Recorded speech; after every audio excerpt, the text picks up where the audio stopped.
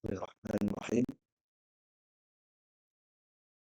Assalamualaikum warahmatullahi wabarakatuh.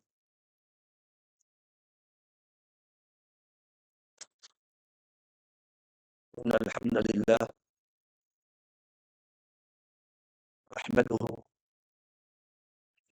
wa nasta'inuhu wa nastaghfiruh wa na'udzu billahi min shururi anfusina wa sayyiati a'malina. May yahdihillahu fala mudilla lahu wa may yudlil fala hadiya lahu. Asyhadu an la ilaha illallah wahdahu la syarika lahu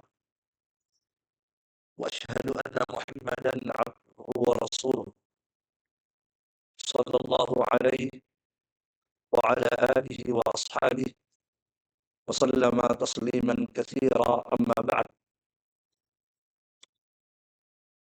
Ikhwani wa akhwati fillah, rahimani wa rahimakumullah. Alhamdulillah, pada siang hari ini dengan nikmat Allah Subhanahu wa taala kita bisa kembali melanjutkan kajian kita membahas kitab Al-Usul Salasah karya Syekh Muhammad bin Abdul Wahhab rahimahullahu taala.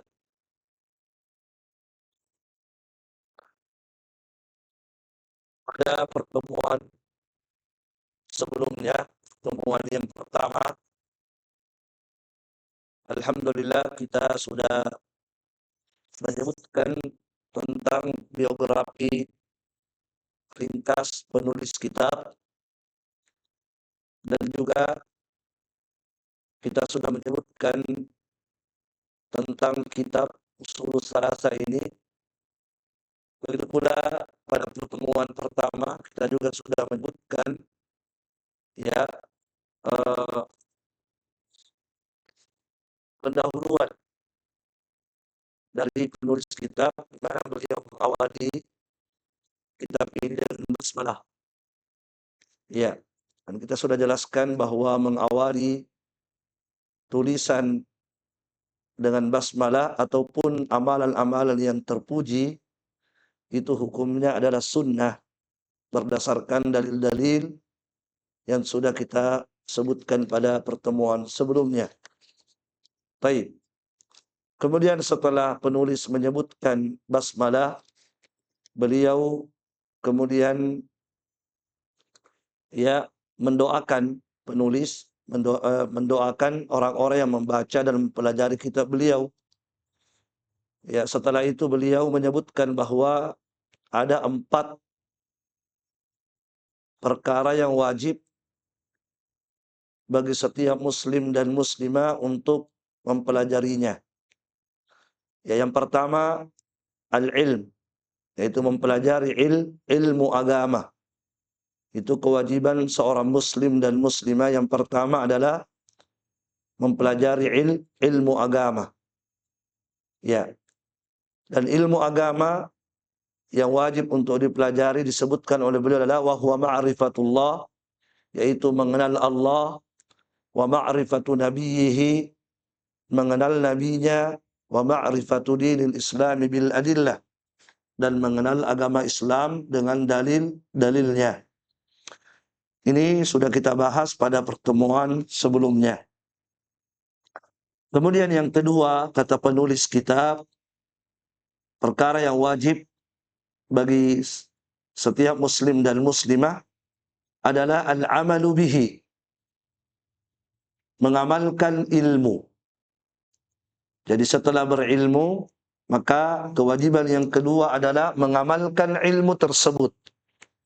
Naam. Syekh Shalih Al-Fauzan hafizahullahu taala di dalam syarahnya mengatakan, li'annahu la yakfi anna al-insana yu'allimu wa yata'allamu. Karena tidak cukup bagi manusia itu, tidak cukup bagi seseorang itu ya mempelajari ilmu agama dan mengajarkan ilmu agama. Itu tidak cukup. Bal la budda an ya'mala bi'ilmihi. Akan tetapi harus, tidak boleh tidak, seseorang itu mengamalkan ilmunya. Naam. Fal ilmu biduni amal, maka ilmu, seorang yang berilmu tanpa amal, innama huwa hujjatun 'alal insan. Sesungguhnya itu hanya akan menjadi hujjah yang akan mencelakakan seseorang. Naam. Jadi seseorang yang punya ilmu tapi dia tidak mengamalkan ilmunya, maka ilmunya itu nanti justru akan mencelakakan dirinya. Iya. Bukannya memberikan kebaikan untuknya, tapi ilmunya itu nanti ketika dia tidak amalkan, itu bisa menjadi hujjah di hari kiamat yang akan mencelakakan dirinya. Fala yakunul ilmu nafi'an illa bil amal. Kemudian Syekh Shalal Fauzan mengatakan ilmu itu tidak bermanfaat kecuali diamalkan. Ilmu itu tidak bermanfaat kecuali diamalkan. Naam. Jadi, dan ini yang selalu diminta oleh Rasulullah sallallahu alaihi wasallam. Nabi sering berdoa, Allahumma inna nas'aluka ilman nafi'a. Ya Allah, sesungguhnya kami meminta kepadamu ilmu yang bermanfaat. Kapan ilmu itu dikatakan bermanfaat? Syekh Shalal Fauzan tadi mengatakan, fala yakunul ilmu nafi'an illa bil amal. Ilmu itu tidak bermanfaat kecuali dengan diamalkan. Naam. Amma man alima wa lam ya'mal fahada maghdubun alaih. Adapun orang yang punya ilmu tapi dia tidak mengamalkan ilmunya, maka ini adalah orang yang dimurkai oleh Allah Subhanahu wa taala. Ya. Li'annahu arafa al-haqqa wa tarakahu ala basira. Karena dia mengetahui kebenaran tapi dia meninggalkan ya di atas ilmu. Ya. Barakallahu fikum. Ini keterangan dari Syekh Shalih Al-Fauzan hafizahullahu taala. Jadi dari keterangan beliau kita simpulkan bahwa ya seorang itu tidak cukup belajar ilmu agama. Tidak cukup. Tidak cukup mengajarkan ilmu agama. Tetapi mesti dia mengamalkan ilmu yang dia ajarkan dan dia pelajari. Harus diamalkan. Kapan dia tidak amalkan ilmunya yang dia ajarkan atau yang dia pelajari, maka ilmu itu nanti akan menjadi hujjah pada hari kiamat mencelakakannya. Ilmu itu akan menjadi hujjah pada hari kiamat akan mencelakakannya. Disebutkan dalam hadis ya, inna awwala man tusa'aru bihimun nar yaumal qiyamah alimul lam ya'mal bi ilmihi. Syekh Shalih Fauzan menyebutkan ada hadis, sesungguhnya kata Rasulullah sallallahu alaihi wasallam, orang yang paling pertama nanti dilemparkan dalam api neraka pada hari kiamat adalah alimun, seorang yang berilmu tapi dia tidak mengamalkan, dia tidak mengamalkan ilmunya. Barakallahu fiik. Jadi kemudian Syekh Shalih Fauzan juga menyebutkan tadi bahwa seseorang yang punya ilmu tapi dia tidak mengamalkan ilmunya, maka ilmunya itu tidak bermanfaat. Ilmu itu tidak bermanfaat sama sekali. Baik. Kemudian juga disebutkan oleh beliau bahwa orang yang punya ilmu tapi dia tidak amalkan ilmunya, maka ini orang akan dimurkai oleh Allah Subhanahu wa taala. Oleh karena itu Yahudi itu orang-orang yang dimurkai oleh Allah Subhanahu wa taala. Ya, yang disebutkan dalam surah Al-Fatihah, ghairil maghdubi alaihim. Ya Allah, tunjukkan kepada kami jalan yang lurus, bukan jalannya orang-orang yang dimurkai oleh Allah Subhanahu wa taala. Siapa yang dimaksud orang-orang yang dimurkai pada surah Al-Fatihah? Nabi menyebutkan al-maghdubu alaihimul yahud. Orang-orang yang dimurkai oleh Allah pada surah Al-Fatihah itu adalah orang-orang Yahudi. Kenapa mereka dimurkai oleh Allah Subhanahu wa taala? Karena mereka punya ilmu tapi mereka tidak mengamalkan ilmunya. Nah, oleh karena itu beliau ingatkan kepada kita bahwa perkara yang wajib bagi setiap muslim dan muslimah setelah dia belajar ilmu agama, ya, dia harus mengamalkan ilmunya, mengamalkan ilmunya. Baik, barakallahu fiik. Ya.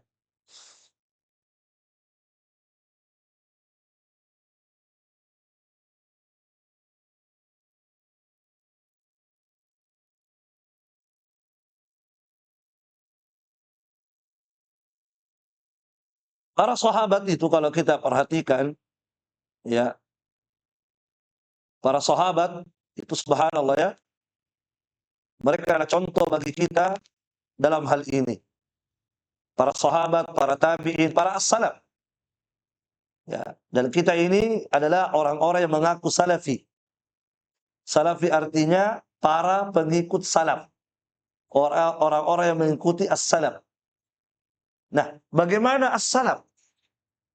Bagaimana orang-orang terdahulu, pendahulu kita dari kalangan sahabat, tabi'in, dan tabi'ut tabi'in. Ya, dalam mengamalkan ilmunya itu luar biasa. Dan harusnya mereka menjadi contoh bagi kita. Ya, mereka setiap kali mendapatkan ilmu dari Rasulullah, mereka itu luar biasa dalam mengamalkan ilmunya. Sahabat yang mulia Abdullah bin Mas'ud. Abdullah bin Mas'ud, beliau mengatakan, ya, kami ketika belajar Al-Quran kepada Rasulullah sallallahu alaihi wasallam, ya, kata beliau, kami belajar 10 ayat. Jadi kami ketika mengambil ilmu dari Nabi, mempelajari ilmu dari Nabi, terutama ilmu Al-Quran, maka yang kami pelajari dari Nabi itu 10 ayat. Kata Ibnu Mas'ud, lam nujawizhunna hatta na'rifa ma'aniyahunna wal amala bihinna. Kata Ibnu Mas'ud, kami para sahabat itu tidak akan pindah pada ayat berikutnya, kami tidak akan pindah pada ayat ke-11 sampai kami betul-betul memahami makna itu ayat dan kami sudah mengamalkan itu ayat. Nah, itu para sahabat.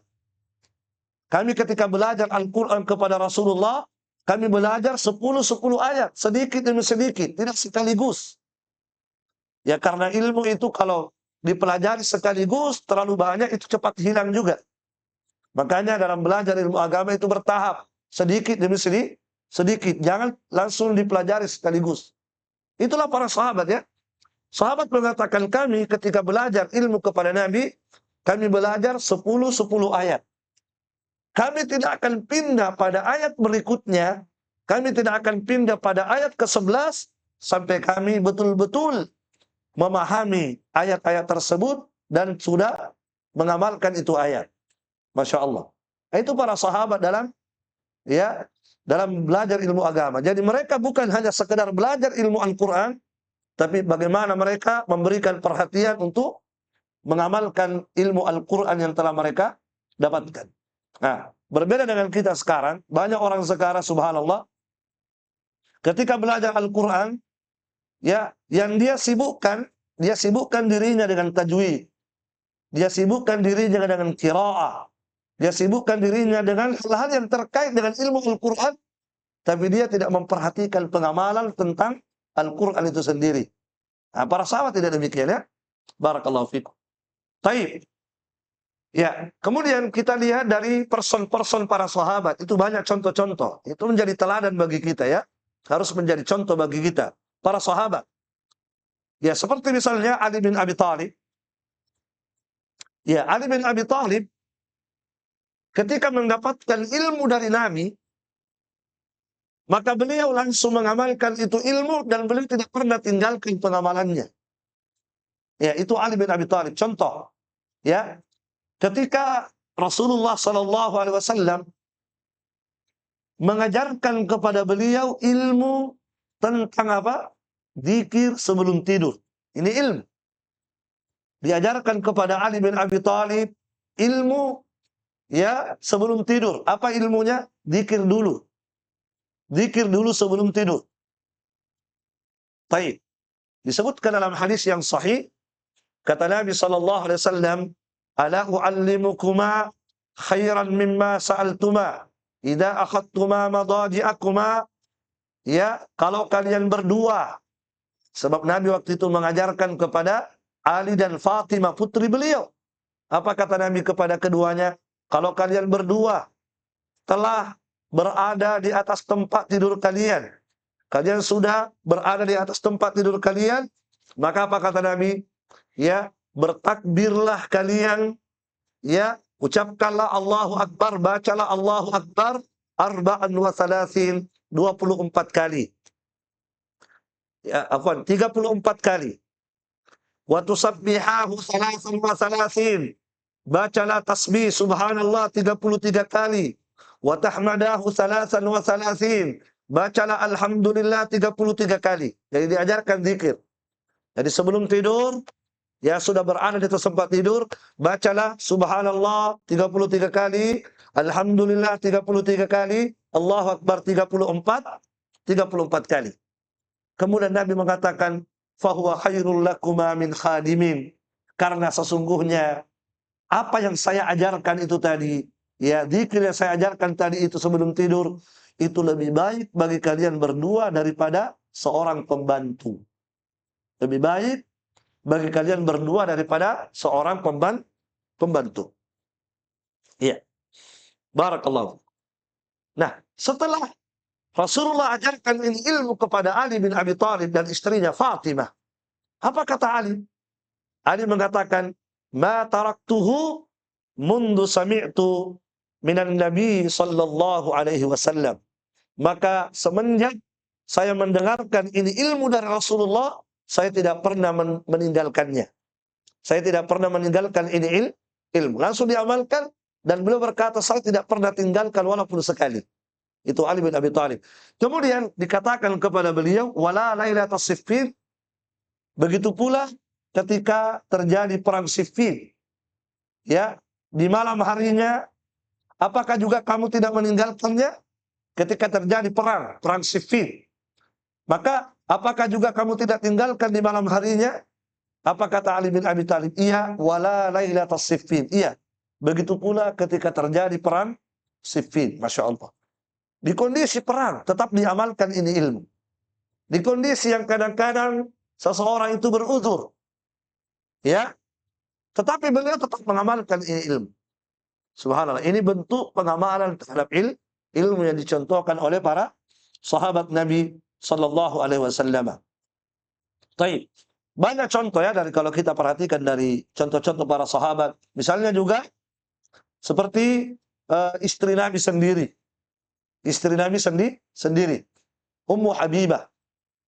Ketika Nabi mengajarkan kepada Ummu Habibah semua ilmu.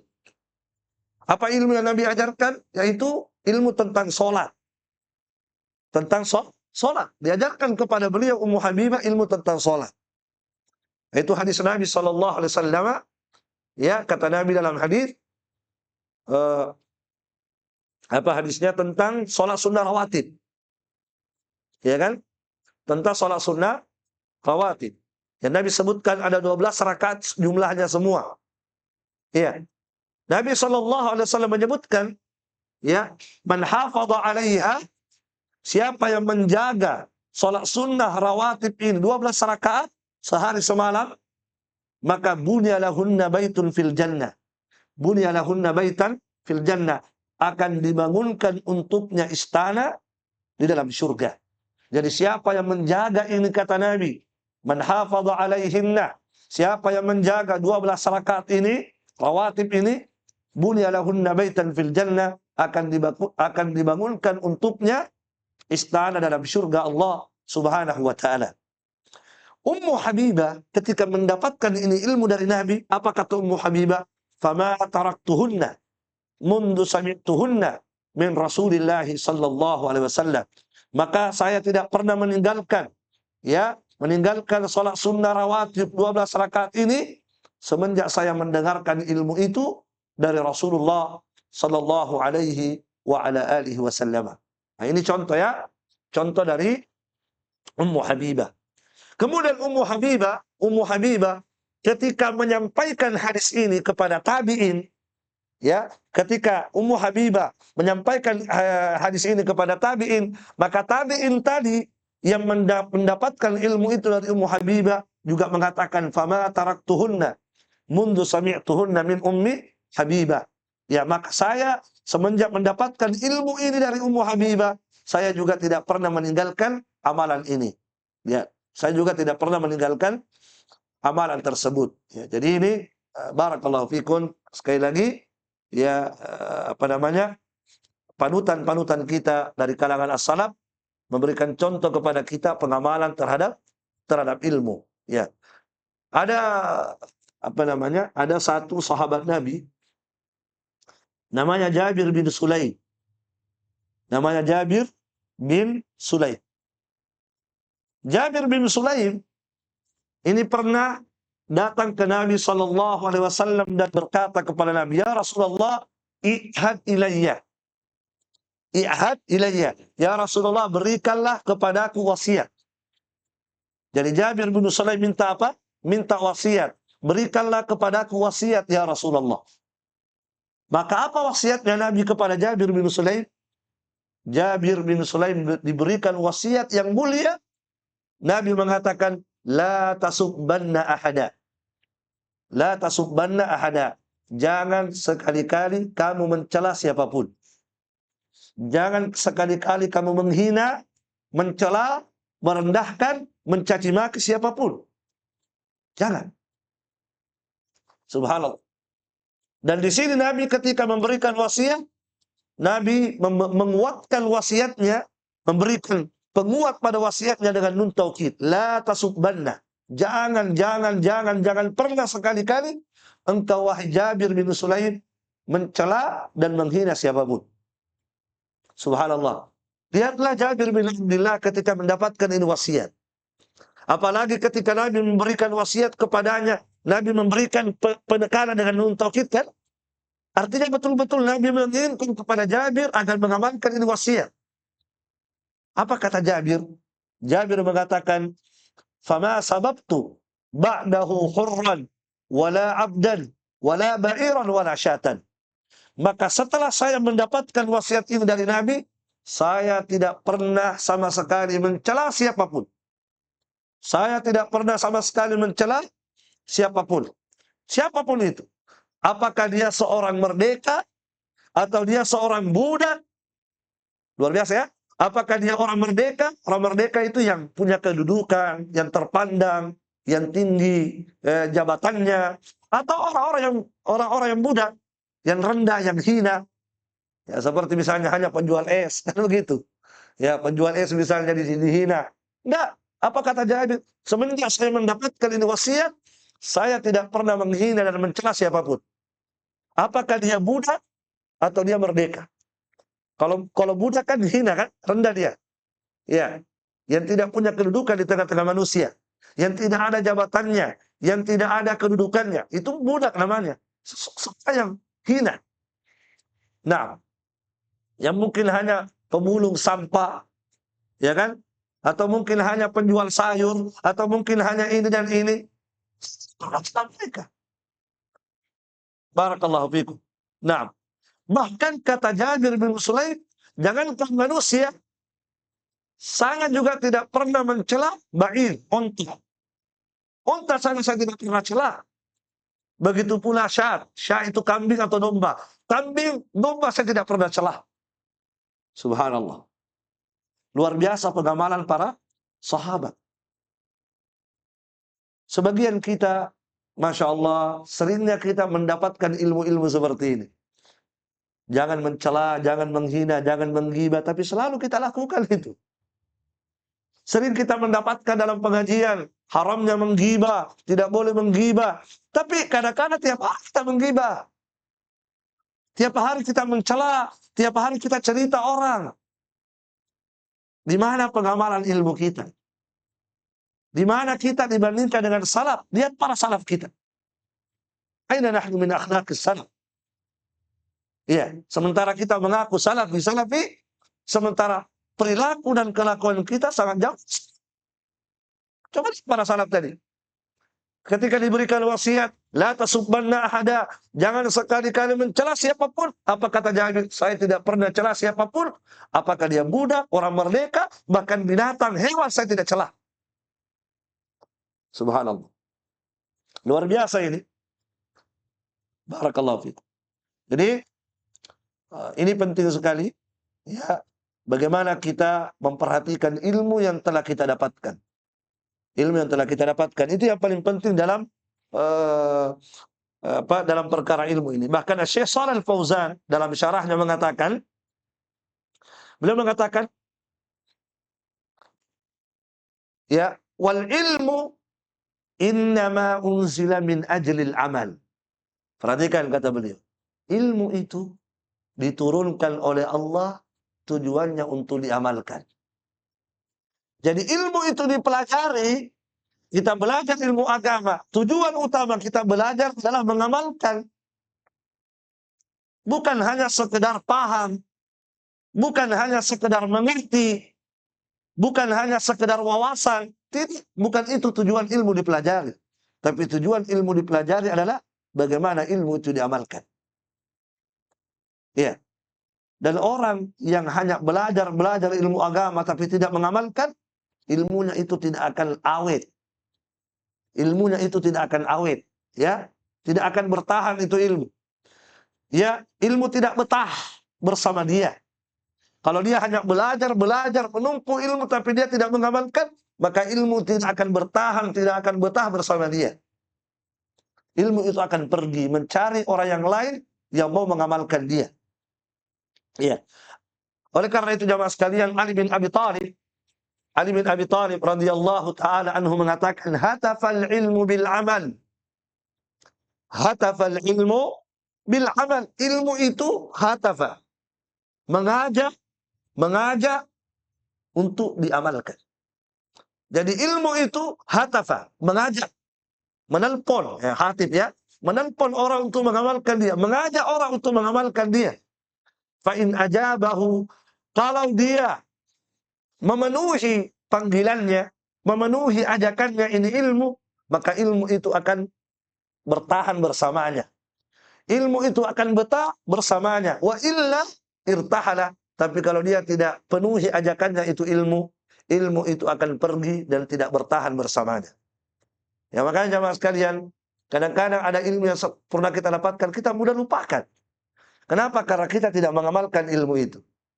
Ya, kadang-kadang ada orang ketika ditanya apa zikirnya, ya, kalau begini, kan dia lupa. Kenapa? Dia tidak pernah amalkan. Ya kan? Ditanya apa zikir dibaca kalau begini-begini. Nah, dia lama berpikir. Nah, itu bukti bahwa dia tidak amalkan itu. Iya, dia tidak amalkan. Apa zikirnya kalau misalnya masuk WC, apa zikirnya kalau pakai baju, apa zikirnya kalau lepas baju, apa zikirnya kalau berhubungan suami istri, apa zikirnya kalau keluar rumah. Karena ketika ditanya dia tidak hafal, atau dia lama berpikir baru dia sebutkan, itu pun tersendat-sendat. Itu bukti bahwa dia tidak mengamalkan ilmunya. Barakallahu fikum. Jelas ya? Nah, ya.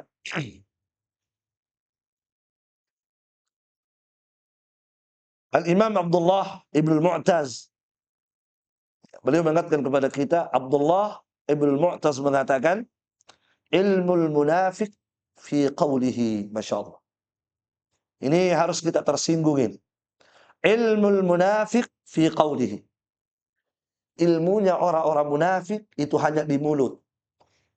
Ilmunya orang munafik hanya sebatas di mulut. Pandai bicara. Itu ilmunya orang munafik itu. Hanya pandai dia ucapkan, pandai dia ceramahkan, pandai dia dakwahkan, tetapi dia tidak amalkan. Itu ilmunya orang munafik itu. Wa ilmul mu'min fi amalihi. Adapun ilmunya orang yang beriman itu pada pengamalannya. Ilmunya orang yang beriman itu fi amalihi, pada pengamalannya. Bukan hanya di mulut, tapi dia buktikan dengan pengamalan. Itu ilmunya orang-orang yang beriman.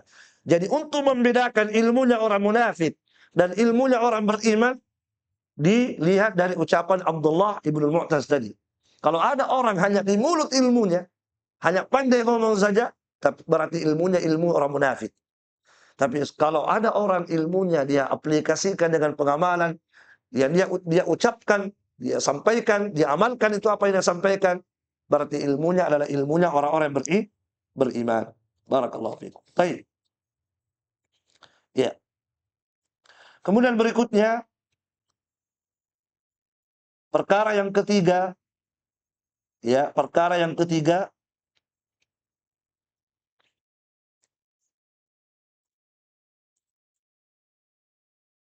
adalah ad-da'watu ilaihi. Ini perkara yang ketiga yang wajib bagi setiap muslim dan muslimah. Setelah dia berilmu, kemudian yang kedua mengamalkan ilmunya, yang ketiga ad-da'watu ilaihi, mendakwahkan ilmunya, menyampaikan ilmunya kepada orang lain, mendakwahkan ilmunya kepada orang lain. Nah, ini yang ketiga. Ini perkara yang wajib ya. Wajib hukumnya bagi setiap muslim dan muslimah yang sudah mendapatkan ilmu supaya dia sampaikan juga ilmunya kepada yang lainnya. Baik. Asy-Syaikh Shalih Al-Fauzan mengatakan la yakfi an yata'allama al-insanu wa ya'mala fi nafsihi. Tidak cukup bagi seseorang itu mempelajari ilmu dan mengamalkan untuk dirinya saja. Tidak cukup juga kata beliau. Seseorang mempelajari ilmu kemudian mengamalkan ilmu untuk dirinya saja, tak cukup. Wala yad'u ila Allah, tapi dia tidak dakwahkan di jalan Allah Subhanahu wa taala. Bal la budda ayyad'u ghairahu. Akan tetapi harus dia dakwahkan juga ilmunya kepada orang lain. Harus juga dia sampaikan ilmunya kepada orang lain. Fayaqulu nafi'an li nafsihi wa nafi'an li ghairihi, supaya bermanfaat untuk dirinya dan juga bermanfaat untuk orang lain. Ya. Lianna hadzal ilma amanatun, karena ilmu ini adalah amanah. Masya Allah. Boleh ingatkan kepada kita, terutama orang yang punya ilmu, boleh ingatkan kepada kita, ilmu agama ini adalah amanah dari Allah Subhanahu wa taala. Ya, Allah memberikan amanah kepada orang-orang yang berilmu. Dan yang namanya amanah harus apa? Harus disampaikan, harus ditunaikan, itu amanah. Dan cara menunaikan amanah adalah menyampaikan ilmu itu kepada yang lain. Jangan disembunyikan, jangan diperuntukkan untuk diri sendiri, jangan. Nah, ya. Nah, jadi ini, masya Allah, peringatan atau nasihat dari Syekh Shalih Al-Fauzan, ya, bahwasanya seseorang itu tidak cukup belajar ilmu dan mengamalkan ilmu untuk diri sendiri, ya, tetapi dia tidak dakwahkan kepada orang lain, ya, maka yang harusnya sepantasnya adalah dia juga mendakwahkan ilmunya kepada orang lain supaya manfaatnya bisa merata, ya, manfaatnya untuk dirinya dan juga memberi manfaat untuk orang lain. Baik. Ya. Ikhwani wa akhwati fillah, a'azzani Allahu wa iyyakum. Baik. Kata Syekh Shalih Al-Fauzan, ya, wan nasu bihajatin ilaihi, dan manusia itu butuh dengan ilmu. Boleh ingatkan kepada kita, manusia itu butuh dengan ilmu. Nah, kalau kita yang punya ilmu tidak menyampaikan, kasihan mereka. Sementara manusia sangat butuh dengan ilmu. Iya. Fal wajibu 'alaika at-tabligh wal bayan wa da'watun nasi ilal khair. Maka yang wajib bagimu adalah menyampaikan dan menjelaskan serta mendakwahkan kepada manusia kebaikan itu. Ilmu tersebut wajib bagi. Nah, dan dakwah di jalan Allah, menyampaikan ilmu di jalan Allah Subhanahu wa taala, itu adalah amalan yang sangat mulia sekali. Ya, harusnya setiap orang tertarik. Setiap orang harusnya muslim dan muslimah tertarik untuk menempuh jalan yang mulia ini. Dakwah adalah jalan hidup yang sangat mulia sekali. Allah Subhanahu wa taala berfirman dalam Al-Qur'an, "Wa man ahsanu qawlan mimman da'a ila Allah wa amila salihah." Kata Allah Subhanahu wa taala, siapa yang lebih baik? siapakah yang paling baik ucapannya daripada orang yang mengajak manusia kepada jalan Allah Subhanahu wa taala. Di ayat ini apa kata Allah? Siapakah yang lebih baik? Adakah orang yang lebih baik ucapannya daripada orang-orang yang mengajak manusia, menyeru manusia kepada agama Allah Subhanahu wa taala dengan ilmu yang dia miliki? Iya. Ini pertanyaan ya tidak butuh dijawab karena jawabannya jelas. Apa jawabannya? Tidak ada yang lebih baik daripada itu. Jadi makna ayat ini adalah tidak ada yang lebih baik ucapannya daripada orang yang mengajak, yang mendakwahi manusia kepada jalan Allah Subhanahu wa taala. Ya. Oleh karena itu Al-Hasan Al-Basri rahimahullahu taala ketika menyebutkan ini ayat, apa kata beliau? Hada habibullah. Inilah orang-orang yang dicintai oleh Allah Subhanahu wa taala. Hada waliullah. Inilah wali-wali Allah Subhanahu wa taala. Hada safwatullah. Inilah pilihan-pilihan Allah Subhanahu wa taala. Hada khiyaratullah. Inilah orang-orang terbaiknya Allah Subhanahu wa taala. Siapa yang dimaksud oleh beliau tadi? Orang-orang yang berdakwah. Orang-orang yang mengajak manusia kepada jalan Allah, yang kata Allah tadi tidak ada orang yang lebih baik ucapannya daripada mereka itu. Maka Al-Hasan Al-Basri mengatakan, orang-orang yang mengajak manusia kepada jalan Allah, inilah Habibullah. Inilah kekasih-kekasih Allah. Inilah wali-wali Allah. Inilah pilihan-pilihan Allah. Dan inilah orang-orang terbaiknya Allah Subhanahu wa ta'ala. Naam. Hada ahabbul khalqi ilallah. Inilah makhluk yang paling dicintai oleh Allah Subhanahu wa ta'ala. Ya. Dan jamaah sekalian, barakallahu fikum, ya bagaimana kita tidak mengatakan dakwah itu jalan hidup yang paling mulia? Ya bukankah ini jalannya para nabi? Kan begitu. Kita katakan bahwa dakwah adalah jalan hidup yang paling mulia di dunia ini sebab dia adalah merupakan jalan hidup yang telah ditempuh oleh para nabi dan para rasul. Allah Subhanahu wa taala berfirman, "Qul hadhihi sabili ad'u ila Allahi ala basirah." Katakan wahai Muhammad, inilah jalanku. Katakan wahai Muhammad, hadhihi sabili. Ini adalah jalanku. Apa jalannya Nabi Muhammad? Ad'u ila Allah, yaitu aku berdakwah kepada agama Allah Subhanahu wa taala. Masya Allah. Perhatikan bagaimana mulianya jalan hidup dalam berdakwah ini, sampai-sampai Allah Subhanahu wa taala yang menurunkan ayat menyuruh Nabi Muhammad untuk menyampaikan jalan hidupnya. Hadhihi sabili. Inilah jalan hidupku, kata Nabi SAW. Apa jalan hidupnya Nabi? Ad'u ila Allah. Aku berdakwah kepada agama Allah Subhanahu wa ta'ala. Ya, maka dakwah di jalan Allah adalah jalan hidup yang paling mulia di dunia ini. Ya. Allah Subhanahu wa ta'ala berfirman dalam Al-Quran, kuntum khaira ummatin. Kalian adalah umat yang terbaik. Ukhrijat linnas, yang dikeluarkan untuk manusia. Ya. Nah, sekarang pertanyaannya, kenapa? Kapan mereka menjadi umat yang terbaik? Dan apa sebabnya mereka dikatakan sebagai umat yang terbaik? Kata Allah, ta'muruna bil ma'rufi wa tanhauna 'anil munkar. Karena kalian mengajak kepada kebaikan dan melarang kepada kemungkaran. Inilah yang menjadikan umat Islam menjadi umat yang terbaik dibandingkan dengan umat-umat yang lainnya. Karena mereka umat Islam ini senantiasa mengajak manusia kepada kebaikan dan melarang manusia kepada kemungkaran. Dan inilah dakwah. Inilah dakwah, al-amru bil ma'rufi wan nahyu 'anil munkari. Mengajak kepada kebaikan dan melarang manusia kepada kemungkaran. Dan tentunya kebaikan yang paling baik adalah tauhid, dan kejelekan, larangan yang paling dilarang adalah kesyirikan. Itulah dakwah, ya, mengajak kepada tauhid dan melarang kepada semua bentuk kesyirikan kepada Allah Subhanahu wa taala. Nah, ya, kemudian di antara dalil yang menunjukkan betapa mulia jalan ini, dakwah di jalan Allah Subhanahu wa taala, ya, sampai-sampai disebutkan dalam sebuah hadis, ya, betapa mulianya jalan ini.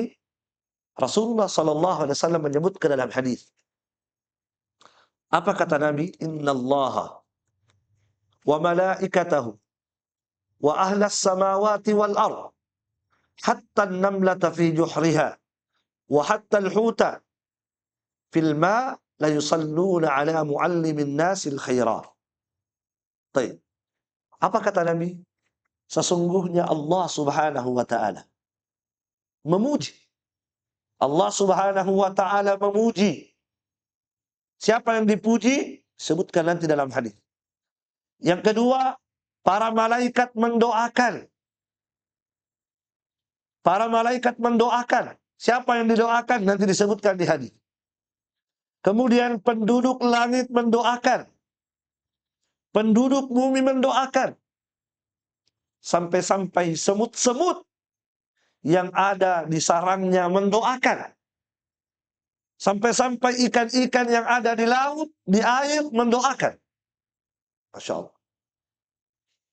Lihat hadis ini. Allah memujinya.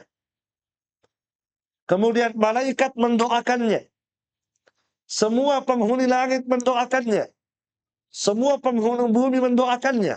Sampai-sampai semut yang ada di sarangnya mendoakan dia. Sampai-sampai ikan-ikan yang ada di laut, di air mendoakan dia. Siapa yang didoakan? Dan siapa yang dipuji?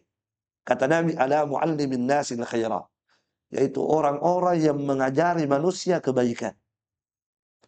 Inilah orang yang dipuji oleh Allah. Disanjung oleh Allah di depan para malaikat. Didoakan oleh malaikat dengan doa kebaikan. Didoakan oleh penduduk langit, penduduk bumi. Bahkan Nabi tadi mengatakan, bahkan semut dan ikan-ikan semuanya mendoakan. Siapa yang didoakan tadi? Orang yang mengajari manusia kebaikan. Yaitu mendakwahi manusia. Mengajarkan manusia ilmu agama. Mengajarkan manusia tauhid. Mengajari manusia yang mana syirik. Mengajari manusia sholat. Mengajari manusia berwudu. Mengajari manusia al-halal wal-haram. Mengajarkan manusia kepada adab, kepada akhlak. Ini dia. Dan Masya Allah ya, kita belum pernah mendapatkan ada amalan seperti ini. Kita belum pernah mendapatkan ada ayat atau hadis yang mendapatkan kemuliaan seperti ini. Ya, ada amalan yang sampai begini mulianya, amalan ini. Dipuji oleh Allah, didoakan oleh malaikat, didoakan penghuni langit, penghuni bumi, bahkan semut mendoakannya, semua semut. Semut merah, semut putih, semut merah, semut hitam, kalau ada ya. Ya, kemudian ikan-ikan semuanya, ikan yang di laut, ikan yang di sungai, ikan yang di danau, di empang, semua ikan-ikan yang Allah ciptakan, semuanya mendoakan. Siapa yang didoakan? Ini tadi. Orang-orang yang mengajak manusia kepada ilmu agama. Mengajak manusia kepada kebaikan agama Allah Subhanahu wa ta'ala. Masya Allah. Betul-betul ini kemuliaan baginya. Oleh karena itu jamaah sekalian, barakallahu fikum. Ya. Al-Imam Al-Munawi rahimahullahu ta'ala, salah seorang ulama Syafi'iyah, apa kata beliau? Wa man ta'ammala hadzal ma'na wa ruziqat taufiq imba'atsat himmatuhu ila ta'lim. Barang siapa yang merenungi, memperhatikan dengan seksama keutamaan-keutamaan yang disebutkan pada hadis-hadis ini, ya, dan diberikan taufik oleh Allah Subhanahu wa taala, imba'atsat himmatuhu, maka pasti semangatnya akan bangkit, ya, pasti semangatnya akan bangkit ila ta'lim, untuk berdakwah, untuk mengajak manusia, untuk mendakwahkan manusia. Ya, mendakwahi manusia. Pasti akan bangkit semangatnya untuk mendakwahi manusia, mengajari manusia ilmu. Nah, dan pasti akan bertambah kecintaannya untuk menyebarkan ilmu agama. Ya, sehingga kata beliau, sehingga pahalanya akan berlipat-lipat ganda di dunia dan setelah dia diwafatkan oleh Allah Subhanahu wa taala. Sebab kalau kita mendakwakan ilmu, bukan hanya di dunia kita dapatkan manfaatnya, tapi kita juga akan mendapatkan setelah kita wafat. Sebab mendakwakan ilmu, mengajarkan ilmu termasuk amal jariyah. Ya, kalau ada orang mengamalkan ilmu yang telah kita sampaikan, maka kita pun akan mendapatkan pahalanya walaupun kita sudah wafat. Jadi idza mata ibnu Adama inqata'a amaluhu illa min salas. Jika anak Adam telah meninggal, maka terputuslah amalnya kecuali tiga. Tiga yang tetap berjalan walaupun dia sudah wafat. Ya, walaupun dia sudah wafat. Salah satu dari tiga itu adalah ilmun yuntafa'u bihi. Ilmu agama yang pernah dia amalkan, yang pernah dia ajarkan, kemudian ilmunya diamalkan oleh orang lain. Selama orang itu mengamalkan ilmu yang dia pernah sampaikan, ilmu yang pernah dia dakwahkan kepadanya, maka dia pun mendapatkan bagian dari pahala. Masya Allah. Jadi kalau ada 20 orang yang pernah dia dakwahi, 20 orang ini diberi hidayah semua oleh Allah Subhanahu wa taala, dia amalkan ilmu yang pernah dia sampaikan, maka 20 kebaikan yang dia dapatkan, ya. Nah, 20 kebaikan yang dia dapatkan dari orang-orang yang pernah dia dakwahi tersebut. Nah, barakallahu fikum. Jadi ini ya kata Al-Munawi tadi, siapa yang merenungi hadis-hadis seperti ini, memperhatikan dengan seksama keutamaan-keutamaan yang Allah Nabi sebutkan di hadis ini, maka pasti akan bangkit semangatnya untuk berdakwah dan akan semakin bertambah kecintaannya untuk menyebarkan ilmu agama. Barakallahu fikum. Baik. Ya. Kemudian sekarang mungkin ada yang bertanya. Ya, mungkin ada yang bertanya, Ustaz, bagaimana caranya ini? Saya mau berdakwah tapi ya tidak cukup bekal. Ilmu saya terbatas. Dan begitu. Maka jawabannya, dakwahkan saja apa yang Anda ketahui. Ya, dakwahkan saja apa yang Anda ketahui. Ya. Kalau Anda hanya tahu masalah ini, itu saja didakwahkan. Yang penting Anda berdakwah dengan ilmu, itu intinya. Misalnya Anda hanya tahu tentang, Anda hanya menguasai ilmu tentang wudu. Betul-betul tahu bagaimana cara berwudu yang benar dengan dalilnya. Maka itu Anda sampaikan sesuai kapasitas ilmu yang kita miliki.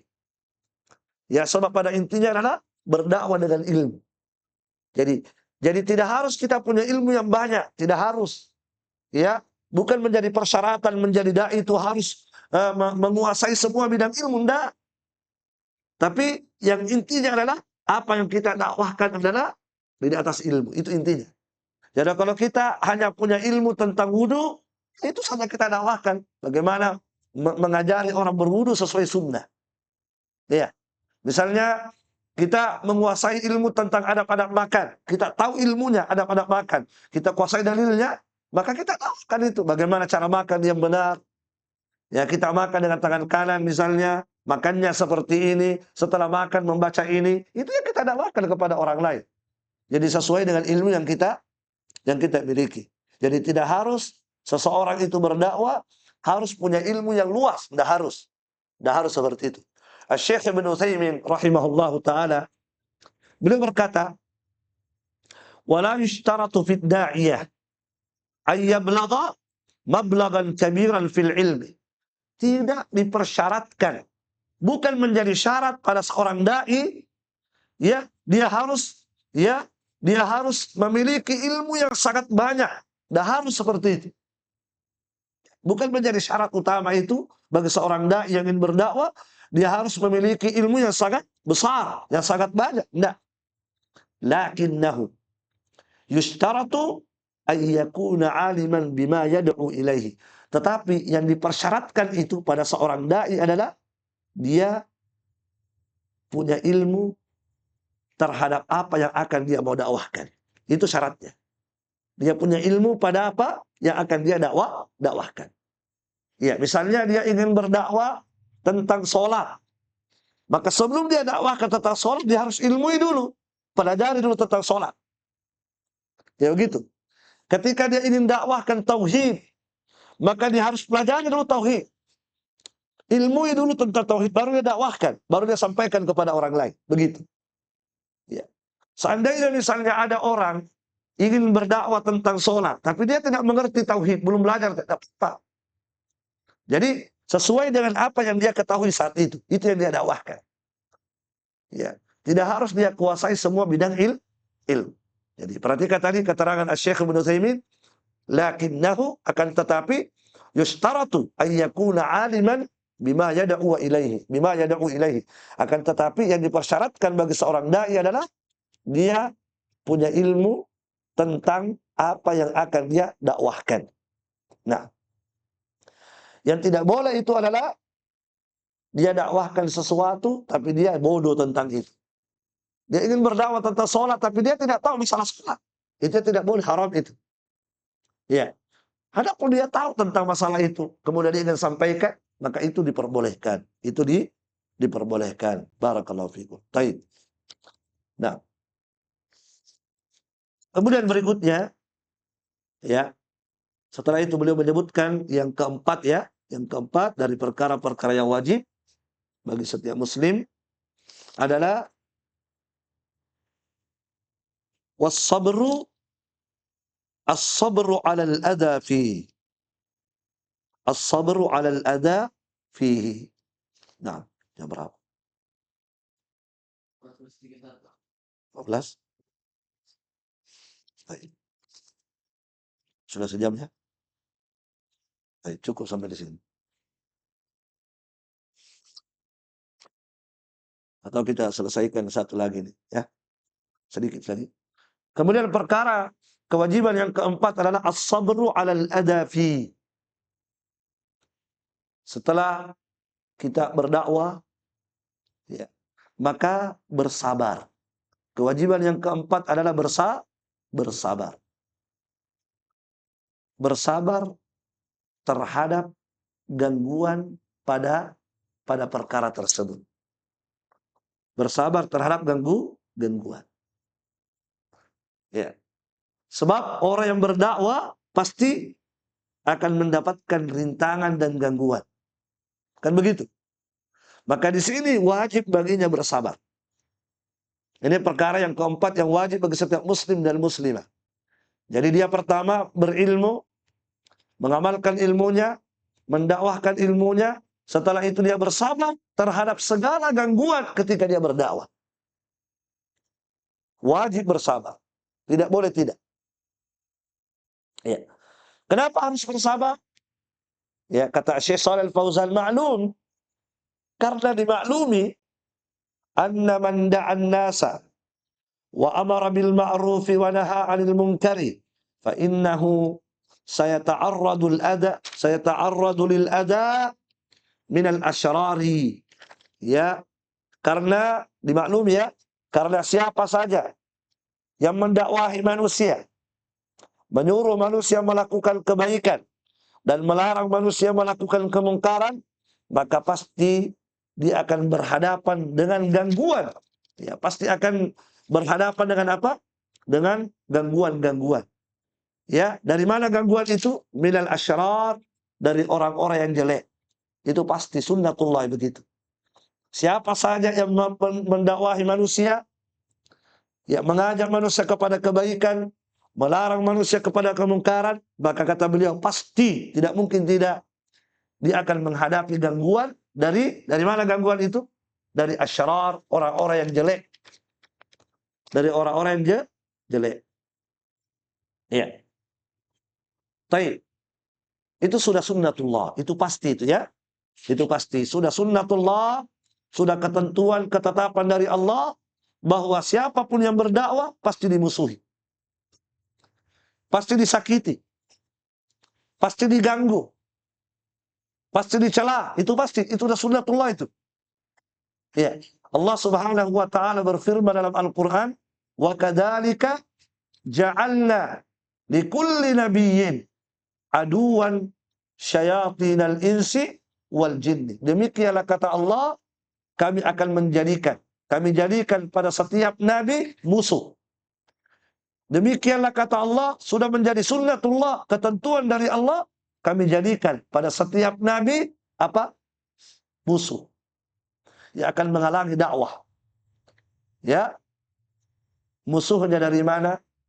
Syayatinal insi wal jin. Musuhnya dari syaitan, dari kalangan jin, dan syaitan dari kalangan manusia. Ini yang akan menghalangi dakwah para nabi. Ini yang menjadi musuh-musuh para nabi dalam berdakwah adalah syaitan-syaitan dari kalangan jin dan syaitan-syaitan dari kalangan manusia. Di ayat yang lain Allah Subhanahu wa taala berfirman, ya, Wa kadzalika ja'alna likulli nabiyyin aduwwan minal mujrimin. Demikianlah kata Allah, kami jadikan pada semua nabi musuh. Dari mana musuh tersebut? Minal mujrimin, dari kalangan orang-orang yang jahat. Dari kalangan orang-orang jahat. Ya, itu sudah pasti itu. Ya, pasti setiap nabi yang berdakwah ada rintangannya, ada yang memusuhinya. Siapa musuhnya? Syaitan dari kalangan jin dan syaitan dari kalangan manusia. Ya, dari orang-orang yang jahat. Nah, maka kalau nabi seperti itu, otomatis siapapun yang mengikuti jalannya nabi pasti juga akan mendapatkan apa yang menimpa Rasulullah dan nabi-nabi yang lain. Ya, sebab siapa yang mengikuti jalannya nabi, mereka pun akan mendapatkan nasib yang sama seperti apa yang Allah ya berikan pada nabi dan para rasul. Ya. Kalau nabi dimusuhi, maka demikian pula orang-orang yang meneruskan dakwah nabi, mereka pun pasti akan dimusuhi ya oleh orang-orang yang jahat tadi. Nah, ya. Kemudian kata Syekh Shalih Fauzan, "Li'anna katsiran minan nas la yuridul khaira, la yuridul khaira." Karena banyak manusia itu tidak menginginkan kebaikan. Bal yuridun syahwat wal muharramat wal ahwa. Bahkan yang mereka inginkan, yang mereka senang itu syahwat. Yang haram-haram dan hawa nafsu. Maka jika ada orang yang mengajak mereka kepada Allah, dan umumnya kalau mereka diajak kepada jalan Allah pasti bertentangan dengan syahwat mereka, kan begitu. Bertentangan dengan apa yang mereka senangi. Sehingga ketika mereka diajak kepada Allah, mereka harus meninggalkan apa? Harus meninggalkan syahwat yang mereka senangi. Nah, mereka berat di situ. Kan begitu. Maka disitulah mereka akan memusuhi. Kenapa? Karena mereka disuruh meninggalkan apa yang mereka senangi gitu. Ya kan begitu. Ada orang misalnya sudah keenakan dengan riba. Kan begitu kan? Sudah bertahun-tahun dia merasakan nikmatnya riba. Nikmat yang semu tentunya ya. Nikmat yang semu. Sebab riba itu tidak ada keberkahannya.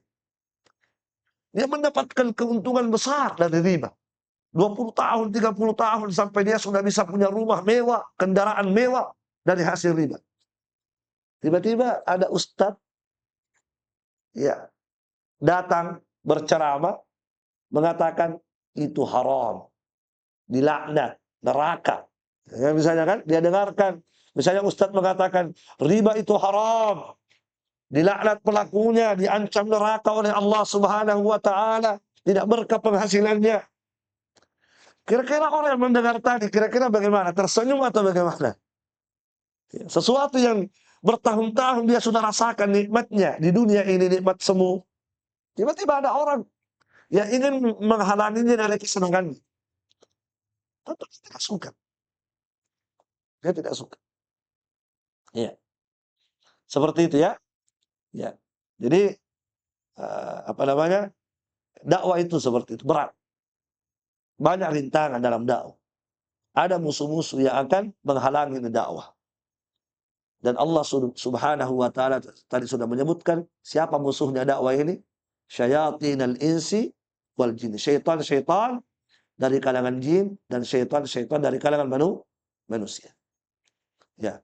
Dari kalangan manusia ahlul bidah, ya ahlul ahwa, ya ahlus syirk, orang-orang suka berbuat syirik, orang-orang yang suka berbuat bid'ah, inilah penghalang utama dalam dakwah.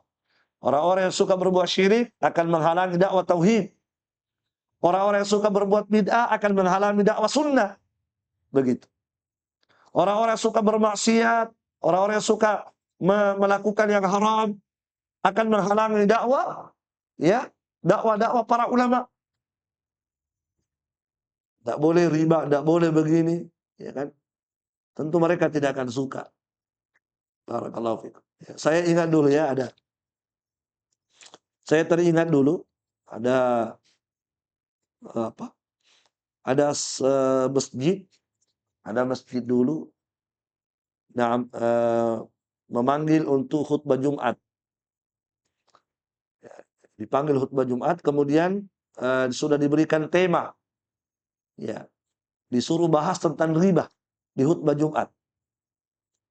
Maka ya kita sampaikan sesuai dengan Al-Quran dan Sunnah, bagaimana hukumnya riba dalam Islam, berdasarkan Al-Quran, berdasarkan hadis, ya seperti apa dosanya, apa ancamannya di dunia dan di akhirat, kita sampaikan dalam khutbah. Selesai khutbah, ribut. Ya, selesai khutbah, ribut jamaahnya. Ya. Ada yang pro, ada yang kontra, ada yang setuju, ada yang tidak mau terima. Ya kan? Maka waktu itu saya dipanggil sama jamaah. Ya. Jamaah mengatakan, ini Ustadz ada satu orang haji disebut, saya lupa namanya haji, dia seorang haji. Ya, katanya dia tidak setuju dengan ceramah tadi. Ya. Maka saya berdiskusi dengan Pak Haji tersebut. Ya. Ternyata yang tidak setuju tadi adalah kepala bank, ya, kepala bank BRI.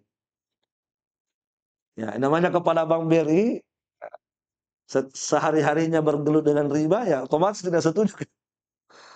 Ya, dia bilang saya tidak setuju, Ustaz. Saya tidak setuju tadi dengan apa yang diceramahkan. Coba lihat. Kemudian saya sampaikan, kenapa Bapak tidak setuju? Apa yang salah dari ceramah tadi? Yang saya sampaikan Al-Quran, yang saya sampaikan hadis Nabi SAW. Dan itu jelas. Ya, itu jelas sekali riba. Ya, apa yang dipraktekkan dalam bank-bank konvensional itu jelas riba. Meminjam 100 ribu kembali 150, itu jelas riba. Tidak diragukan sedikit pun. Ya, semua ulama sepakat itu riba yang seperti itu. Ya, dan saya sebutkan dalil-dalilnya waktu itu. Ya. Tapi bapak tersebut mengatakan, tapi ada ustadz. Ada juga ustadz mengatakan boleh. Nah, itu kan begitu. Ada juga ustadz mengatakan boleh. Ya. Nah, kalau sudah seperti itu, repot sudah. Ya, kalau dia mengatakan, ada ustadz mengatakan boleh, maka kita katakan yang mana yang menjadi pegangan kita beragama, ustadz atau dalil? Pegangan kita beragama bukan ustadz, tapi dalil.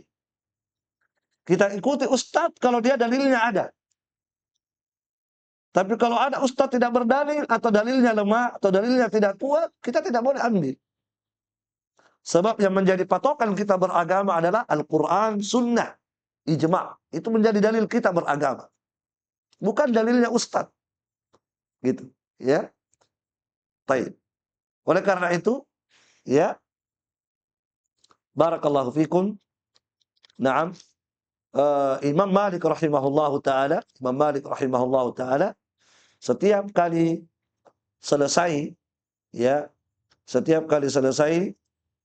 mengajarkan hadis-hadis Nabi di Masjid Nabawi, beliau berdiri menghadap ke kuburan Nabi. Beliau mengatakan, ya, kullun yu'khadu qawluhu wa yuraddu illa sahib hadzal qabr. Setiap orang bisa ditolak pendapatnya, bisa diterima.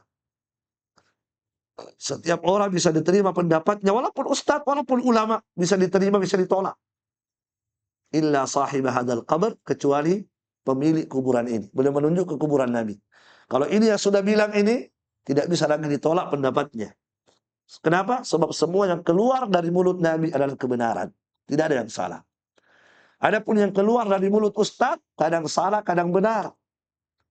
Benar kalau ditopang dengan dalil. Salah kalau tidak sesuai dengan dalil, bahkan bertentangan dengan dalil. Nah, kata Imam Ahmad rahimahullahu ta'ala, mengatakan, Ra'yu Malik wa Ra'yu Sufyan, pendapat Imam Malik, pendapat Sufyan, semuanya hanya pendapat. Wa huwa indi sawab, saya juga demikian. Kalau ada pendapat, itu hanya pendapat. Innamal hujjatu fil athar. Tetapi yang menjadi dalil, yang menjadi hujjah, yang menjadi patokan dalam beragama, itu adalah athar, yaitu hadis-hadis Nabi SAW. Itu yang menjadi patokan, hujjah, pegangan kita beragama. Adapun pendapat manusia, pendapat Imam Malik, pendapat Ats-Tsauri, pendapat Imam Ahmad, itu semua hanya pendapat, diambil kalau sesuai dengan dalil, ditolak kalau tidak sesuai dengan dalil Al-Quran dan Sunnah Nabi Sallallahu Alaihi wa ala alihi wasallam. Baik, barakallahu fiikum. Nah, ini yang keempat ya, bersabar ya, pada setiap rintangan-rintangan dalam berdakwah. Sebab yakinlah siapa yang menempuh jalan dakwah pasti akan mendapatkan rintangan. Ya. Sebagaimana Rasulullah ketika berdakwah rintangannya luar biasa ya. Rintangannya Nabi luar biasa. Wallahu a'lam bishawab. Alhamdulillah selesai apa namanya? 4 kewajiban yang diwajibkan bagi setiap muslim dan muslimah. Berikutnya beliau akan menyebutkan dalilnya. Dalil 4 kewajiban ini. Apa dalilnya ini wajib? Beliau akan sebutkan nanti dalilnya. Wallahu a'lam bishawab. Sampai di sini. Subhanakallahumma bihamdik. Asyhadu an la ilaha illa anta astaghfiruka wa atubu ilaik. Assalamualaikum warahmatullahi wabarakatuh.